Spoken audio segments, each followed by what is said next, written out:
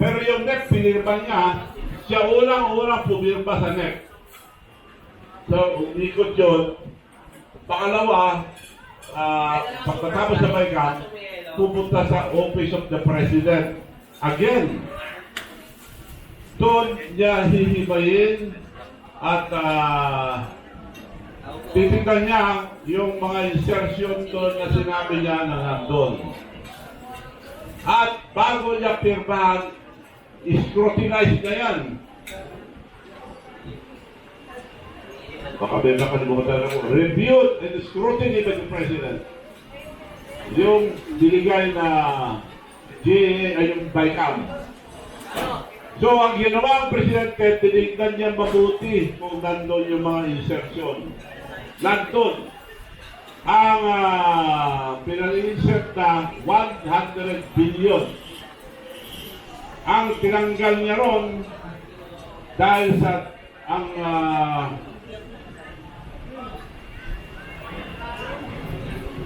ang tinanggal na niya ron 26 billion. Pero sa public roads and highways, ang tinanggal niya ron na nandun yung mga insertion is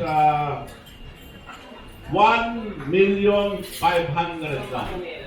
1,500,000 lang tinanggal niya. So, ang insertion na nandun ay 999 99.5. Yung 100 million 1.5 million na ang tinanggal niya. So siya nagtanggal sa nung sinabit niya sa kanya.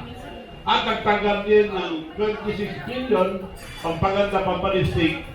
Pero yung insertion 1,500,000 lang. Naka-record po lahat yan. Para hindi tayo mabudol. Ngayon, ang ginagawa niya, yung tanong mo, binibintahan niya lahat, huwag lang umabot sa kanya. Wala na katapusan yan, bibitawan niya lahat yan. Ang dami lang binanggit ni Saldico. O, tinanggal na naman si Verstappen at pangandaman sa Teodoro Saldico. Bakit hindi ka magalaw-galaw si Speaker Istra? Ay,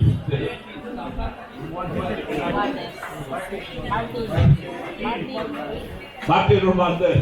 Dapat tuloy ako sa history. So, bakit hindi niya matanggal? Bakit? Ang liwanag. Kakot tatlo yan eh. O nagtuturuan na. Yun na yung nangyayari sa loob. Nagtuturuan na. Si Martin, hindi, yan na ang tinuturong presidente. I dare the president to investigate the speaker, Martin Romualdez. Pisang buo niya eh. Kasama siya eh. Damay siya. Yes. Kung ituturo niya.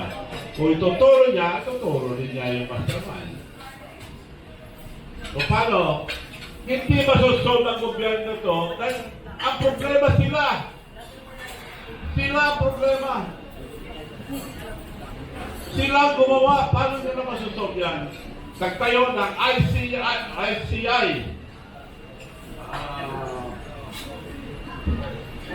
Anong tawag ko? ICI?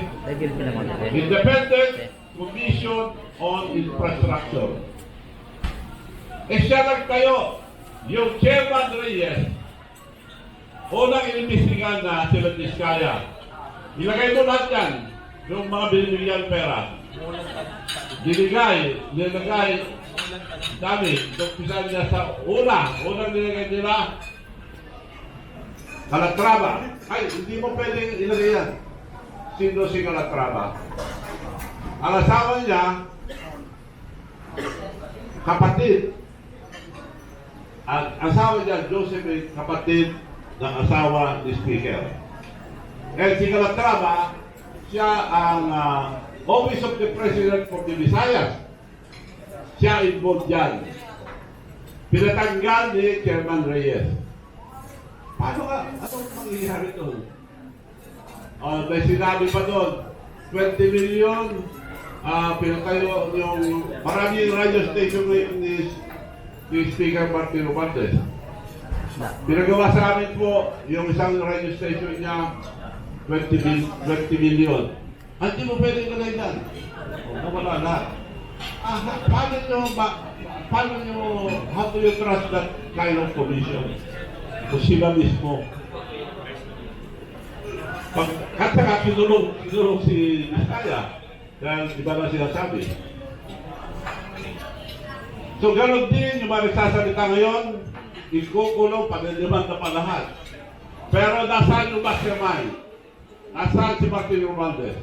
Kung magsalita si Speaker Martin Romualdez or si BBM, bakit hindi sila nagsasalita? Mahirap po pag sinungaling. Ipapakita ko sa inyo lahat mamaya. Wala pa?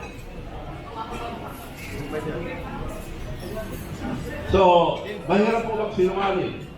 Kaya hindi sila makasagot. Press release si Martin Romualdez. Nag-press release lang. My conscience is clear. Totoo yun. Walang konsensya yan sa mga ginawa nila. Si BBM, sinong pinasasagot niya? Yung spokesperson, Claire Castro. Sino si Claire Castro? At kay BBM yan noon. Hindi pa tumagal, BBM na. Ganun ba ang spokesperson? Ipakita ko sa inyo yung pinagsasabihan kay BBM noon. Binatanatan niya sa BBM. Ngayon, dinedepende niya. Ano na sinasabi? So, wala hong isang salita yan. Si BBM, wala rin isang salita. Ako po, may isang salita. Kung may kasalanan ako, pakukulong po ako. Kusa akong pakukulong.